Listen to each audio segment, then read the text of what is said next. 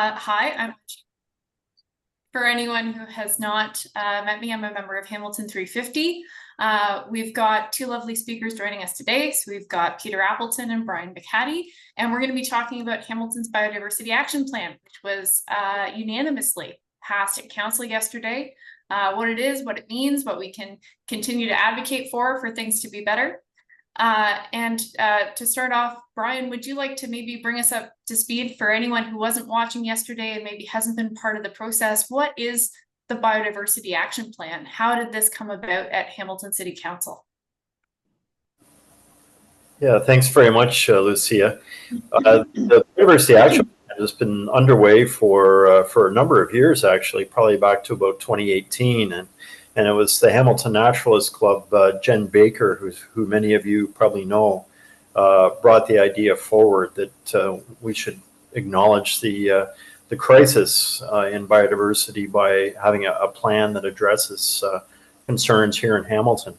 So she began working on it way back then, and staff, planning staff in particular, got on side, and eventually there was a significant group of conservation authority folks and all the different agencies and citizens involved. And then with the new council, or the current council that we have, which, as you know, is well, I'll certainly say it as a former city councillor, much more progressive than some of our previous councils, and that provided the opportunity to fast forward the plan. And you'll remember that they signed on to the Montreal Pledge that came out of the Biodiversity Convention in December 2022. And that was one of few cities across the country at that time when they signed on. So early adopters here in Hamilton. And they continued to do that sort of thing. They provided funding for the natural areas inventory, which we're on our fourth natural areas inventory. The first one was 1990. And that's sort of a state of environment, state of biodiversity report. What are the current species numbers, species status across the city? And that links with land use planning as well, in terms of trying to protect areas in the official plan, the city's official plan document. And they also set aside funding for the Natural Areas Acquisition Fund, which is a fund that land trusts, the Naturalist Club, for example, conservation authorities can apply to purchase lands, to set aside lands as conservation lands. So a number of important steps by this council, and staff have been great leaders on this as well. The staff report, if you had a chance to look at it, calls for additional staff to help make this move this forward. 1 in planning and 4 in public works. And planning, you think of natural areas and policies in the official plan as a planning thing, but public works was never that involved in the past, and now particularly the Parks Department, where we've got lands, the parks lands, some of which are each ecologically significant. They're getting on side now, and they're saying maybe we should be managing some of our parklands for biodiversity, in addition to the traditional, soccer fields and picnic areas and that sort of thing. So I think that's a significant change based on my history. And just as an aside, the Hamilton Naturalist Club is, through the Natural Areas Inventory, has begun with a urban green spaces botanical survey. So we're actually getting into a number of those city properties, the parks, and other areas that are just valley lands along Spencer Creek, or actually along the 403 as well, public lands, provinces lands, and we're inventorying those for significant plant species. And we've been underway the last 2 months on that project, and I'm amazed at the diversity left. I'll use that term, left in our urban area. I mean, fair enough, we've got Beverly Swamp, Dundas Valley, Fletcher Creek Swamp Forest, some of those significant areas that we know about, we have known about, but really significant plants, a lot of butternut trees, which is a rare species provincially. So that's a really interesting project. You'll hear a lot more about that in the weeks ahead. So really positive stuff. A number of other recommendations in the report that are positive. But my presentation yesterday at Planning Committee was a little bit negative. I think that's sort of my approach to things. If some good stuff's happening, fair enough, it's going ahead. I don't need to talk about that. I need to talk about what's not happening. And my history is having been on the Task Force on Sustainable Development, and that's back in 1990. That's how old I am. And that led to the regional official plan in 1995, which was called Towards a Sustainable Region. And that was all the sustainability ideas. So the ideas that came from Vision 2020. The sustainability plan, and that thousands of citizens were involved in that process. Those of us in the task force spent hundreds and hundreds of hours working on this, and my area was natural heritage, or in today's terms, biodiversity. So I mean I've been through these big plans before, and when you're this age, you end up with a little bit of cynicism. I would suggest healthy cynicism. And you go, great stuff, we got this great biodiversity action plan, but has the system in which we operate, the system in which the city operates, namely the land use planning system and planning approvals, has that changed? And the short answer is no, it hasn't. And if you look at where we were in 1995, we've lost thousands of trees and dozens of wetlands, and we've channelized umpteen creeks. You think of an area like Meadowlands in Ancaster that's happened during that period of time. But that's carrying on today. You can say, well, we didn't know any better back then. Well, you did, because Vision 2020 talked about it. But today we've got the Airport Employment Growth District, which is doing the same thing. And there's other developments too that are in the process right now as we speak, that are another one that I've been made aware of that's in the process. I don't know that much about it, but 900 trees is the estimated removal. So this, while we're doing the Biodiversity Action Plan and everybody's excited, and I'm excited too, the system hasn't changed. So we may well continue to lose significant natural areas in the city of Hamilton. So that was really the gist of my presentation. And the Biodiversity Action Plan says we're going to review the natural heritage policies in the official plan. And I said, geez, they're not bad. The policies, they refer to, protecting natural areas and various wording that you and I or the people on this call would support. And they would say, yeah, this is good stuff. But the environmental impact statements that are done by the developers are saying, here's what's going on, but let's develop. And planning staff, senior planning staff in particular, I want to identify the natural heritage planners we've had who do their very best to bring natural heritage forward. They get trumped at the highest level by senior planners. And I won't name names, but I've been there and I've watched it happen.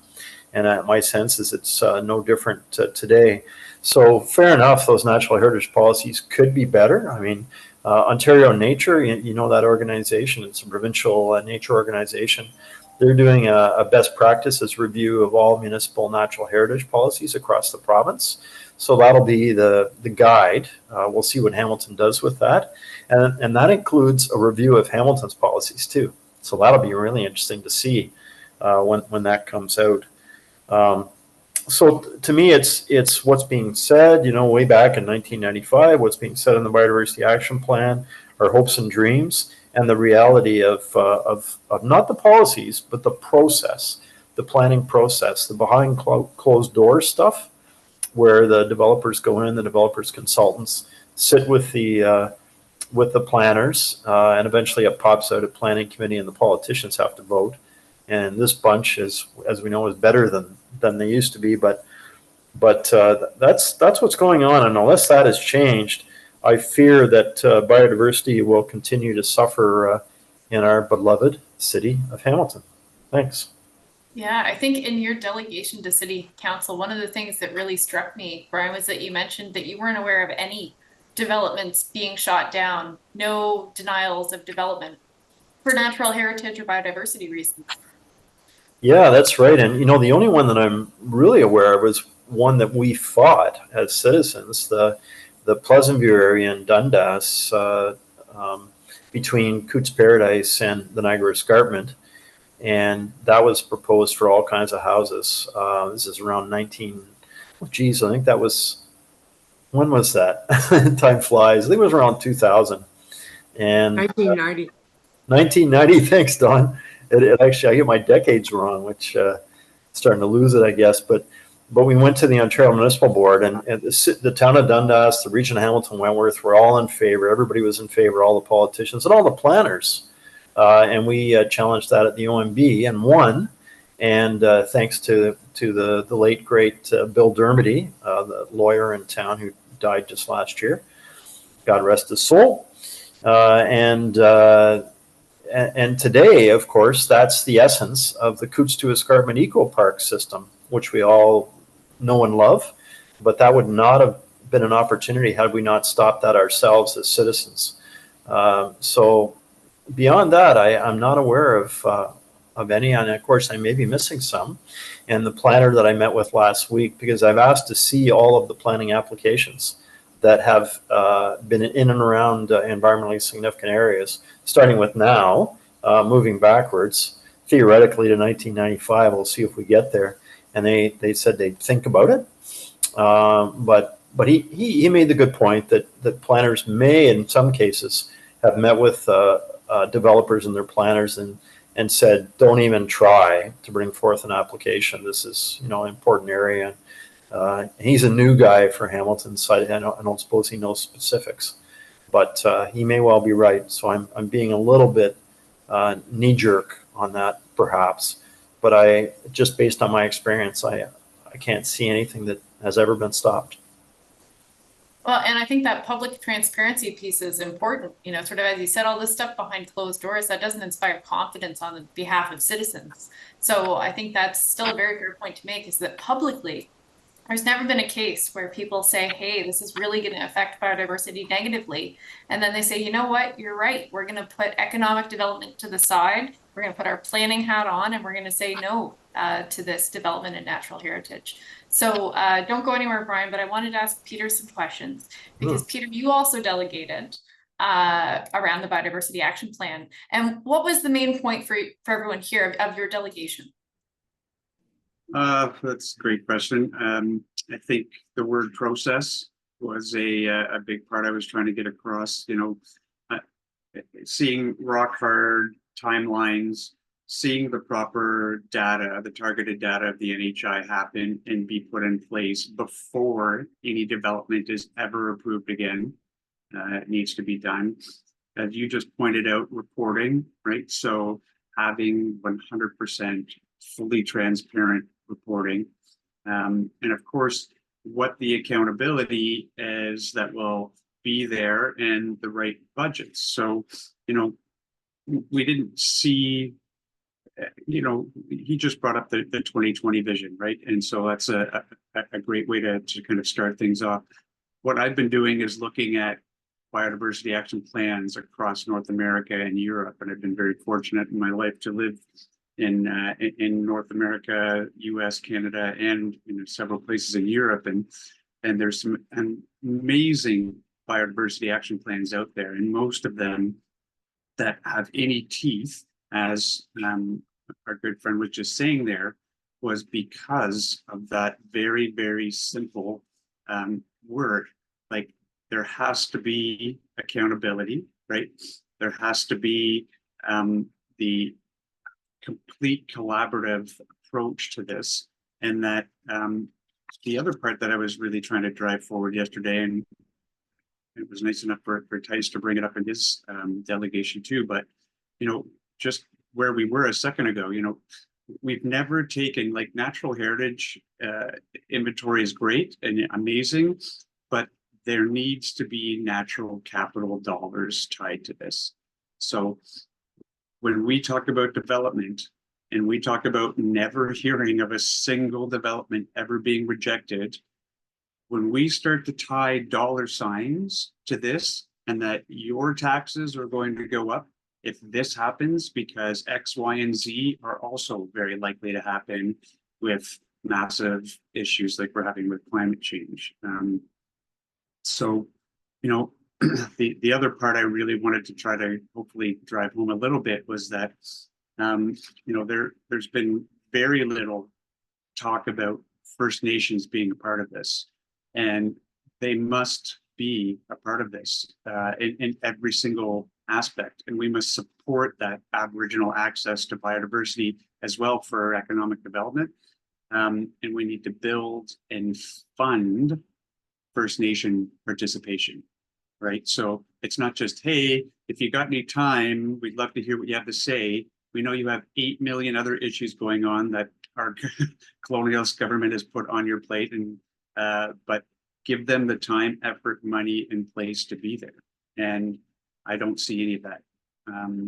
And you know, these transparent evaluation processes, they have to be there, or else forget it. It's going to be nothing if a development agency is able to just continue to sit down one-on-one with X, Y, and Z, and again, move their agenda forward, whereas us as environmentalists asking for the same amount of time and effort from each one of these councillors would be, or people on the planning council, especially senior VIP planning council members, we wouldn't be given one, let's say, 10th of the time.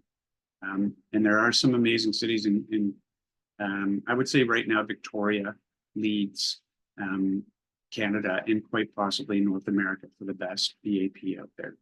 And so I've been reading a lot about theirs. I mean, we are still arguably the largest city in the most biodiverse region in all of Canada. Yet it feels to me that this BAP was like just barely the first step, right? And we heard it yesterday from Tice. We heard it yesterday from Brian. You know, nobody's here to be negative about it. We're just being realistic. There's lots of pretty words, right? But it seems like there's very little teeth, right? And you know, one of the greatest things I just read about last year, we went on a family vacation through Minnesota, and we found out about this program they have, and it's this simple. Minnesota is paying homeowners to swap their grass for native wildflowers, paying them. So financial incentive, because they know that this will only help, obviously, containing hundreds of millions of cubic meters of water and reducing the burden that happens in that area. And in 1 year, there was 35,000 applicants to be on that, right? And these types of things, when you think of, and I hate using the word, but if you think of it as natural capital, because I'm not a big fan of the capitalistic system, but if we use that word, we can actually say, if you're going to take this away, this is worth X hundreds of thousands or X millions of dollars that you're about to take out, right, of our budget. So if that's coming out, who's going to pay for it? It has to be the developers right then and there. You're paying for what's been extrapolated. And that's where I think we need to continue to move. So hopefully that answers your question a bit. Yeah, thanks, Peter. I mean, you and I have both done a lot of work around the Greenbelt, land grab, and you've been part of advocating against sprawl as part of the Stop Sprawl movement. And one of the questions I kind of have is like, do you think that public perception, along with perception, you know, behind closed doors of staff and councillors, has shifted now that we're, you know, like the numbers are in, the receipts are here? Low density sprawl development is a money pit. It doesn't actually help the city. And as you're pointing out, we lose a lot in that process. We lose biodiversity, we lose climate resilience, we lose access to natural spaces for the benefit of the people in the city. Do you think that maybe the calculus is shifting a bit in terms of recognizing that some of these development opportunities aren't so much opportunities we can't pass up as opportunities developers don't want to miss? I couldn't agree more. I mean, when we look at what's happening with the AAG developments and whatnot in that area, in that region, we're talking about 25-year lifespan warehouses being put up. So concreting over prime agricultural space that has, you know, woodlots in the back. It has, as we've seen and just walked through one of these areas, which was on private property, and we got access to. Right there in front of us were 4 new butternuts that were right in the area that had been looked over with an EIS. And lastly, the kicker, when we actually looked at the EIS in depth, you know, they admitted we have not comprehensively searched this area. So they're submitting an EIS that says we have not comprehensively searched this area. Like, how is this even possible? Like right there, it's like, well, so you just admitted you didn't actually do your job? Great. So it gets thrown out. But we know, as Brian pointed out too, that ESAs and EISs are just literally used as this tiny little thing to get through the process. Okay, it's done, cool, we'll check off that, and off we go, right? And it's a joke. I mean, it really is a joke, with no teeth involved in it. And as we see with the provincial government, constantly just dumbing down and destroying the amount of oversight and reach that our conservation authorities had and MNR had, et cetera, et cetera. So. Yeah, definitely. I wanted to ask Brian a little bit about the provincial status of things, because I think you've been quoted a number of times, Brian, in talking about the changes to conservation authorities. And something that, you know, I'm sure people on this call want to know is like, how much can we do at the municipal level? How important is, you know, the BAP having teeth at the municipal level, in sort of the light of the province wanting to literally put conservation lands up for sale? Yeah, I think the municipal level is more important than ever, particularly given what Mr. Ford is doing at the provincial level and undermining conservation authorities. And he just changed our regulation, conservation authority regulation, about a month ago. So all of our individual 36 conservation authorities across the province had their own individual regulations based on local realities, and he's imposed a central regulation which really cuts back on the number of headwater streams you can protect, and the buffer around wetlands has shrunk. And then what we're used to now is the minister's role of stepping in and issuing conservation authority permits, should he or she so wish to do so. So it's draconian activity, and I mean, we all need to get busy during the next provincial election for sure. But in the meantime, you know, I think we should reflect on the work that you did, many of you, to halt the urban boundary expansion a couple of years ago. That's unheard of in Hamilton for that to happen. So that was extraordinary, and that was citizens that took the, you know, the bull by the horns, so to speak. You know, responding to surveys and work that Don and others did. So that was really, and that was the previous council, not this current more progressive council that made that decision.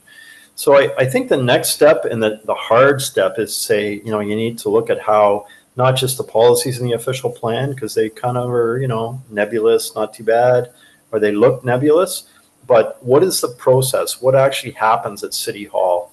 And how do we end up with these approvals of developments around environmentally significant areas? Those are the questions that we all need to ask. And, you know, I'd be happy to be proved wrong, that there's all kinds of them that they've protected that we're not aware of. But I just don't think that's the case. So we need to turn that on its head. And that's citizens need to become aware of that. I guess that's our job, is to explain how this stuff works. So certainly when the official plan review comes around, or the natural heritage policies, which should happen in the next year or so, we need to use that opportunity to talk about the policies, but also to talk about the process by which decisions are made, which is obscure and behind closed doors and not in favor of biodiversity. So, question for you about the recent legislation, Bill 185. How resilient is the Biodiversity Action Plan measures? My understanding is that they're sort of going into the official plan of Hamilton.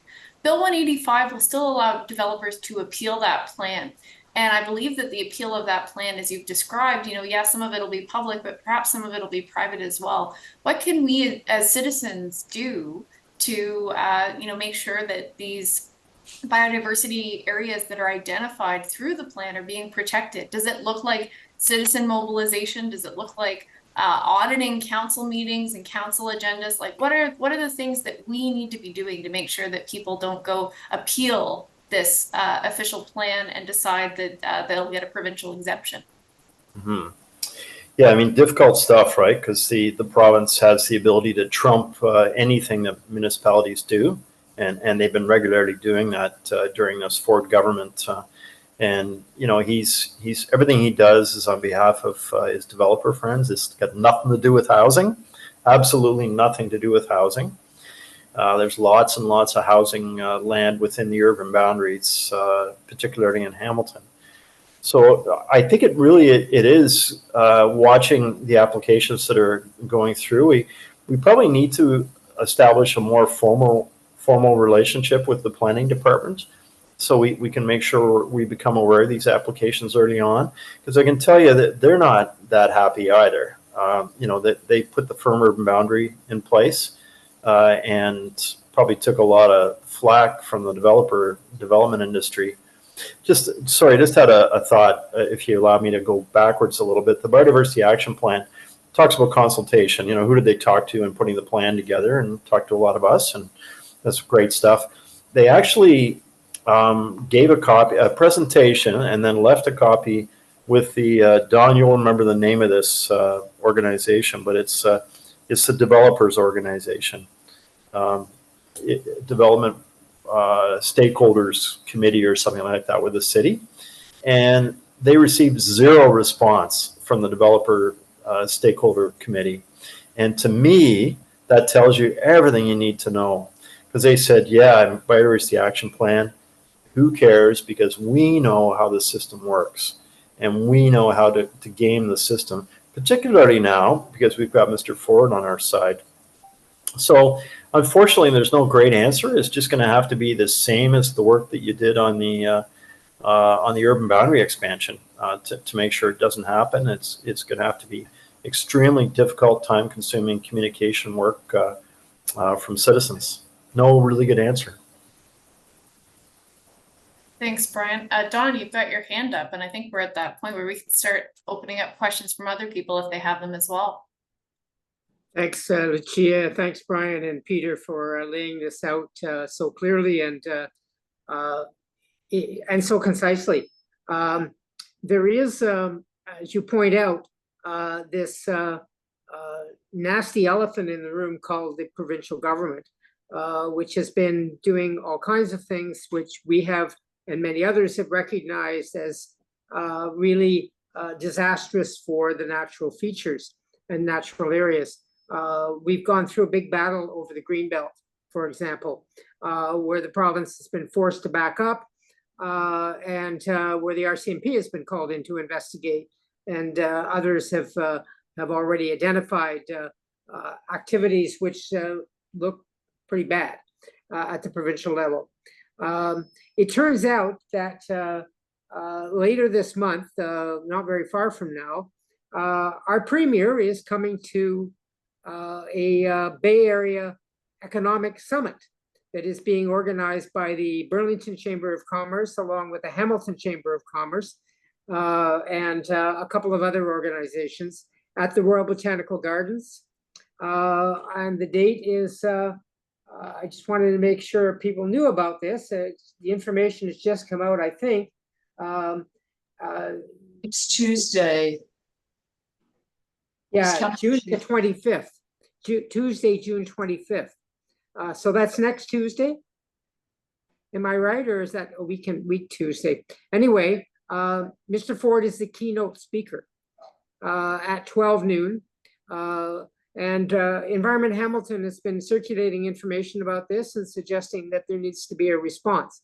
We've had hundreds of people demonstrate in defense of the Greenbelt, and that defense of the Greenbelt, I think, has really been a defense of biodiversity and protecting what we have and trying to enhance what we have rather than allow it to be built over, paved over, whatever. So there'll be more information coming out from us on that, and I'm sure from Environment Hamilton and others. But mark that on your calendar, Tuesday, noon, Royal Botanical Gardens, the Bay Area Economic Summit featuring Doug Ford. And there's also some sub parts of this.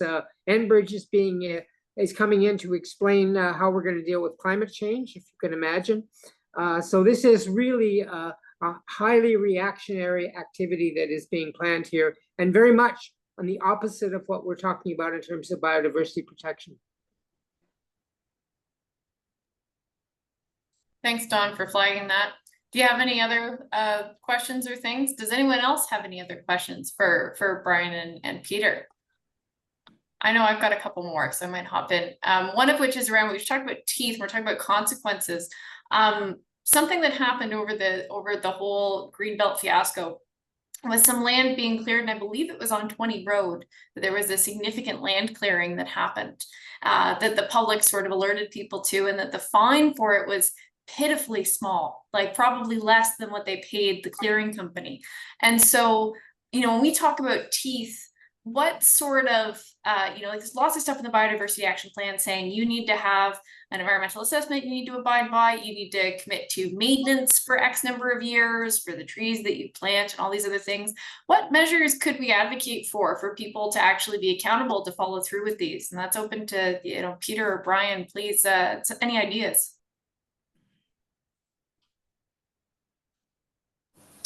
Well, just the example you provided, Lucia, about the land that was cleared, that can happen with the current system. So I think that's, and I need to do some research on that. I don't know the answer, but we need to change the bylaw that permits clearing before development approvals are put in place. So I mean, you can destroy some of the natural areas that you would eventually be asked to protect if there was a process by clearing it. There was some lands up by Ancaster Toyota that Nancy Hurst, who many of you know, identified as being cleared as well ahead of time. So I think that's we probably need to make a list of those kind of research questions that we need to get a handle on, and determine what exactly is needed to reverse that behavior. Yeah, there's not, at the most basic level, there's not even a true tree protection plan in Hamilton for private trees. If you want to, you can just fill in your permits and start cutting and destroy it. So let's say there's butternuts on there, or there are significant species at the provincial or even national level. You know, having the most basics for, hey, a 50 centimeter, you know, diameter at breast height of these 25 species, end of story. You don't get to touch those no matter what. So if you find one on there, or we find one on there, we can start to make these dots happen and say, you know, and there's many municipalities across Canada that have these laws in place already. So it's not like we would be a leader in this. But to be able to get some very, let's call it minor teeth, but also something that a lot of people are, let's say, easily swayed by. You know, this big, beautiful butternut is going to be cut down, or this big, beautiful American chestnut is going to be cut down, or whatever it is. You know, people like to rally behind these types of things. It's like when I was doing the bat research out there, not always the type of thing a lot of people want to get up in arms about. And oh no, the poor bats, but the you know, the bunnies and the owls and trees are really important. And again, tying this all back to the most basic common denominator of, if this is allowed to happen, your tax dollars will pay for it. End of story. So when, like you said, a fine of $1,200 is given to somebody that just cleared a hectare of land and paid a guy $4,000 to do, then, as you said, why wouldn't you just go ahead and do it? There's zero economic consequence. There's no law, no bylaw, no nothing that's going to stand in place. So, you know, starting with like these basic laws like this, that would be like, hey, we're really trying to ram through a tree protection plan, because as we know, the beautiful forests that we've seen up in many of these areas around the AG and that we're doing a lot of work on now are important, but so are those hedgerows, right? So you've got hedgerows that are just another node, right? Going from corridor to corridor and creating this ecological corridor. And we talk about the huge escarpment corridor as being this massive and significant place, but, you know, Tice played it perfectly yesterday.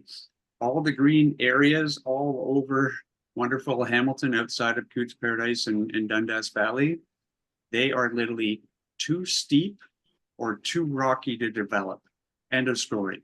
That's the only reason they exist right now. If somebody could have turned it into housing or warehousing or whatever, they would by now. So we need to continue to make sure that what is there is not only protected, but buffered appropriately, right?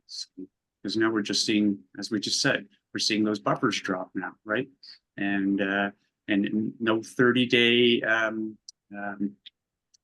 waiting times, which are being dropped now as well. So, you know, we need to go backwards and recapture some of the, let's call it, laws that we did have in place.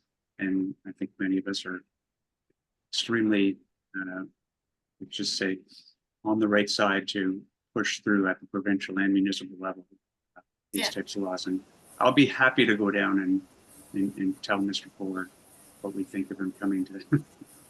That's good. I've got one thing quickly before we get to your questions, Sue, and that was to talk about land acquisition. So I remember advocating for the Save Our Streams, Restore Hamilton plan, which was a push by many people here on this call to advocate that the city allocate $10 million a year to acquire new lands. And Brian, you mentioned that there is some conservation land acquisition that happens. Can you give us a sense of kind of what the amount is? How much conservation land are we able to acquire? Is it mostly gifts from people, or is the city identifying parcels and making a move to protect them? Yeah, the City Natural Areas Acquisition Fund, it was $150,000.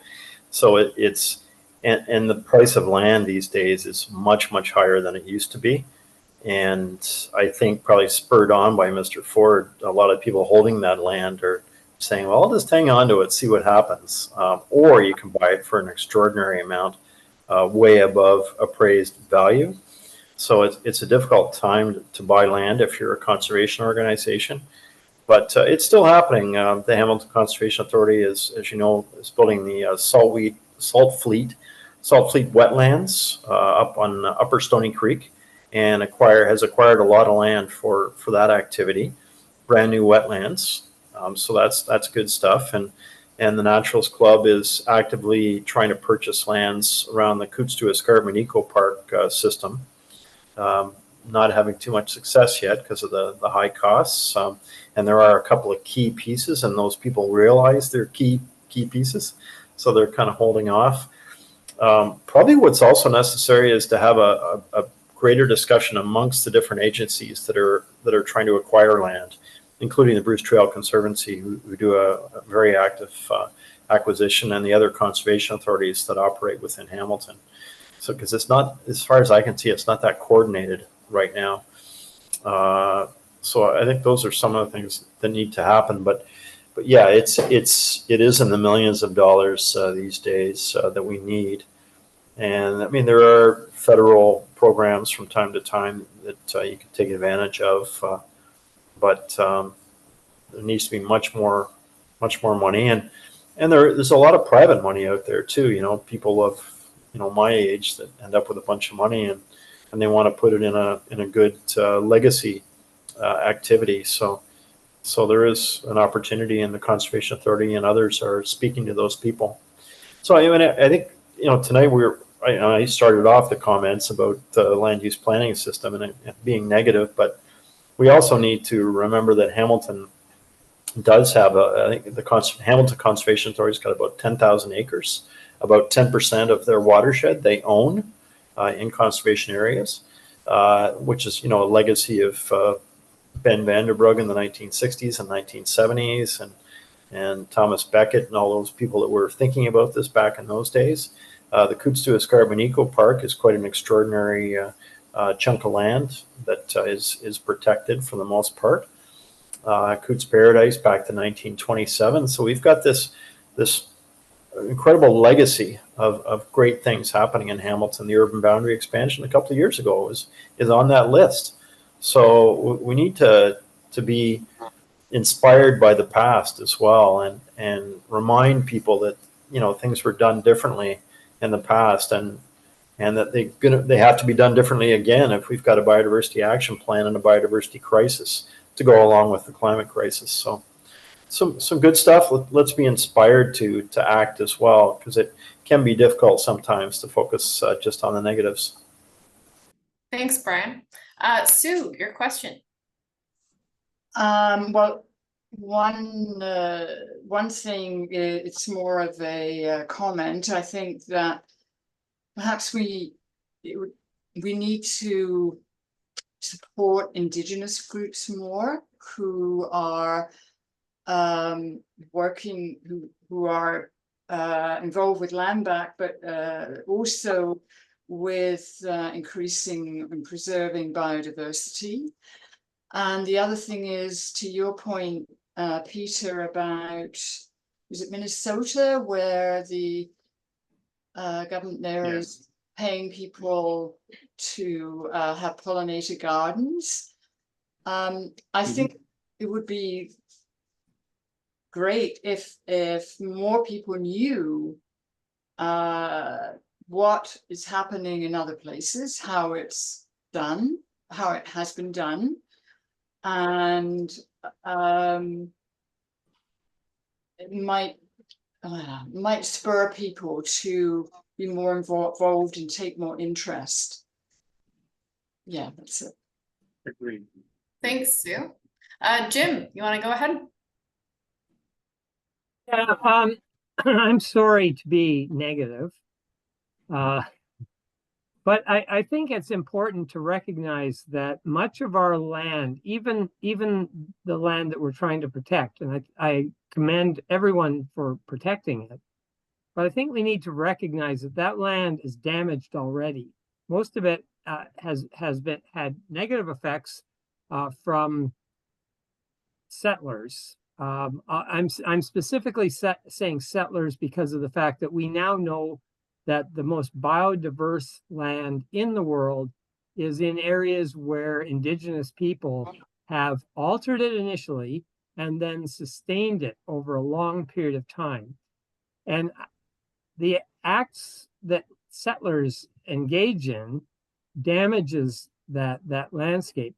So that's one issue, is how much is it already damaged? So that's kind of a negative thing. The second thing I've been thinking about is restoration. So restoration is something that we try to do, but we don't always take into account all of the factors that relate to actual restoration. And sometimes we engage in the idea that it has to be perfect. It has to be the original species that were once there, that were always there. And we ignore the fact that that our environment has been altered by Indigenous people over history, and in some cases in a negative way. However, once altered, it has been sustained over a long period of time. And sometimes it appears as though trying to get back to that perfect community that has all of the species that were always there can be a problem. So restoration is great. It doesn't bring it back to what it has been over an extensive amount of time. But I wonder to what extent we are missing some ingredients that hold those communities together. So can we figure out what those things are. I think Sue's point is very well taken. I think that we need to take into account traditional knowledge from Indigenous people and incorporate that into our approaches to trying to restore and salvage and protect biodiversity. Anyway, I'm not sure there's a question there. You might want to comment on what I've said, but sorry to be negative, but I think we have to be a little pessimistic sometimes. Well, thanks, Jim. Yeah, I don't know if Brian or Peter want to comment anything about sort of this concept of restoration. Is it present? Is it even present in the plan, or is it missing in the plan? I think most of the restoration that's available has to do with removing invasive species. That's heavily featured in the plan. But yeah, I mean, where do we stand in this concept of restoring land that's been damaged? Yeah, we absolutely need to do it. And just on Jim's point about leadership by Indigenous nations, there's some University of Guelph working with a group called Plenty Canada that's just come out with an up and down the Niagara Escarpment, or sorry, the Greenbelt. It's a Greenbelt based initiative. They've identified all the significant, culturally significant plants to Indigenous people up and down that area. And Jim's right. I mean, some of them are not native plants. You call them naturalized plants. They've been around for over 100 years, but they weren't here historically. They came from Europe. But Jim's also right. There's a lot of plants. We have the Carolinian species that were transported from the south by First Nations people as they traded up and down Turtle Island. So yeah, this whole idea of the pure landscape is something we get from national parks and the fortress parks, where First Nations were removed from all those areas. But they actually, First Nations live in these areas, and they have lived in these areas for millennia. So there's a lot to be learned there. I have to say, and I didn't say it earlier, in the Biodiversity Action Plan, there are some comments about the importance of Indigenous peoples. It should be fair to say that. And they actually say that the planning department is trying to find a way to make sure that all applications that come in the door have to have had Indigenous consultation before they're entertained by the city of Hamilton. I thought that was proactive, and we'll encourage them to look at the United Nations Declaration on the Rights of Indigenous People, the free, prior, and informed consent approach, which is not traditional and not something that we've ever done before in planning or whatever, but it is talked about in the Biodiversity Action Plan. So that's promising, and there's an internal staff working group now as well. I heard Linda Lukasik talking about that today. Beatrice from her office is on the committee, and they're looking at restoration. It's being organized by McMaster's Indigenous Studies program, and this is following a couple of seminars that were held up at Six Nations earlier this spring or late winter. So there is some work underway for sure. We have to get serious about land back as well.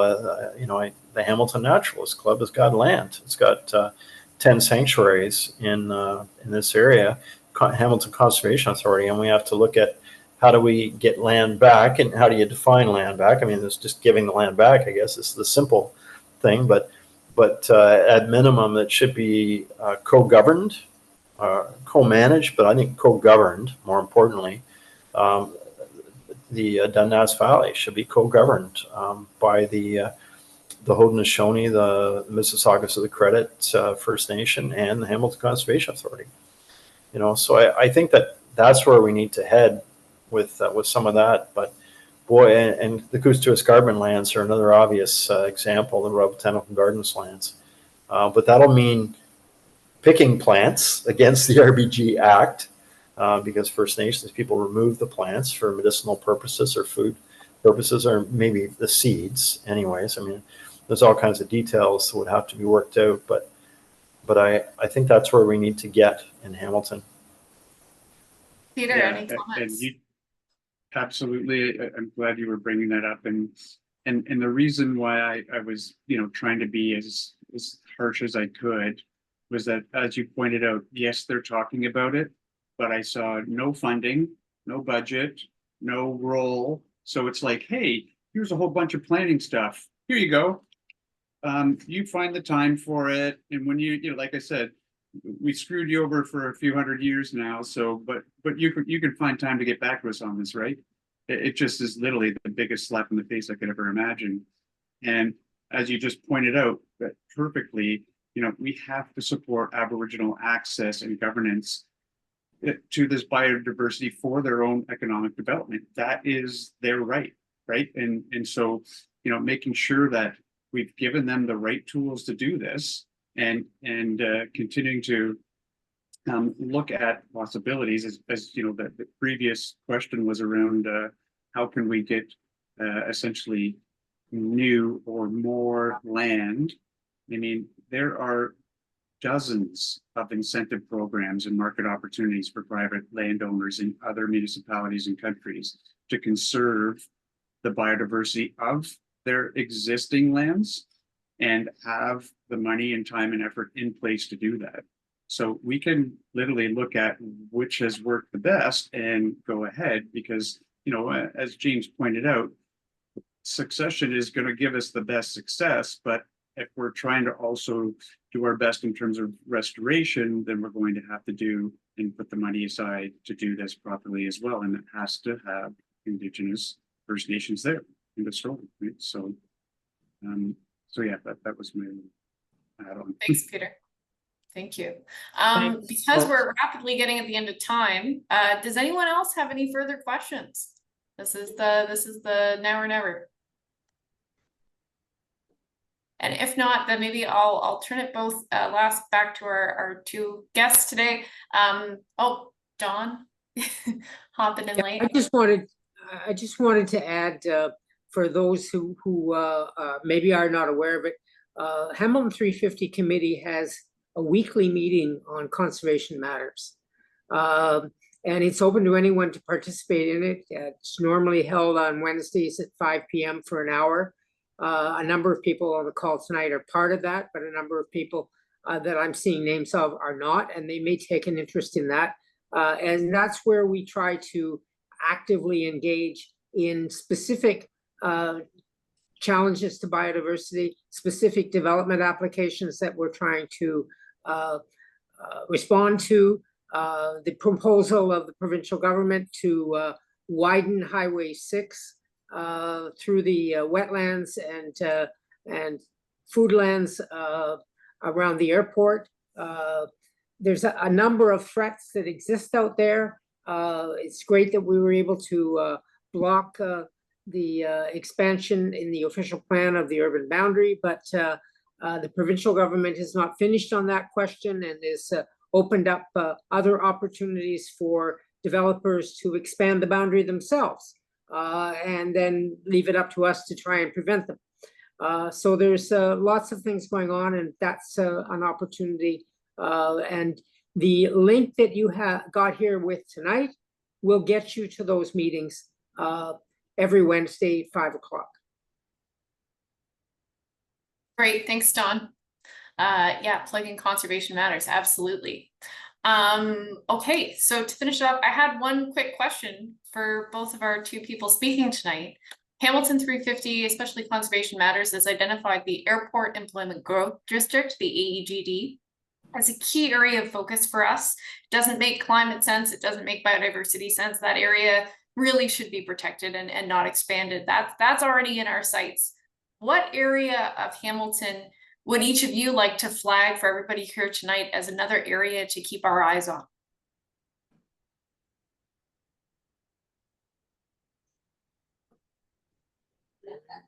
And I've kind of put you on the spot.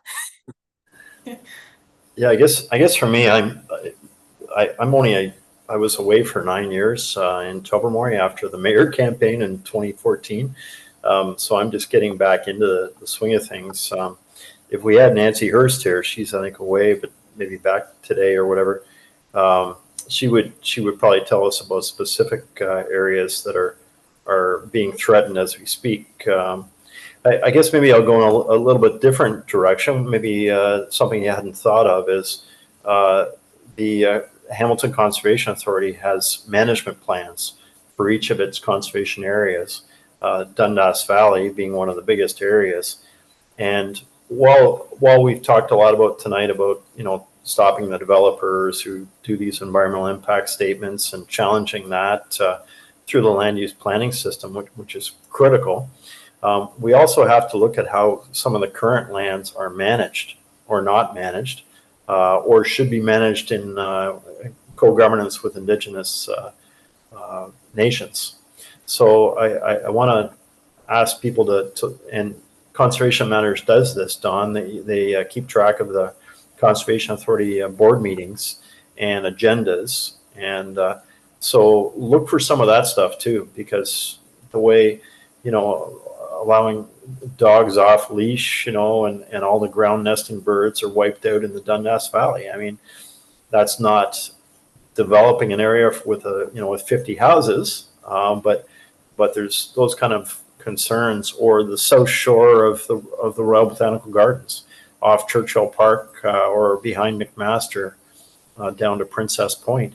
All those trails that have been developed by people, not official trails, unsanctioned trails.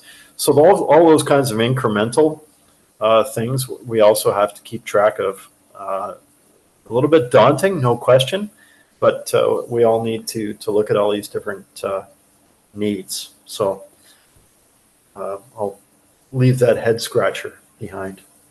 Thanks, Brian. Peter, quickly, what should we keep our eyes on? Oh, you're on mute.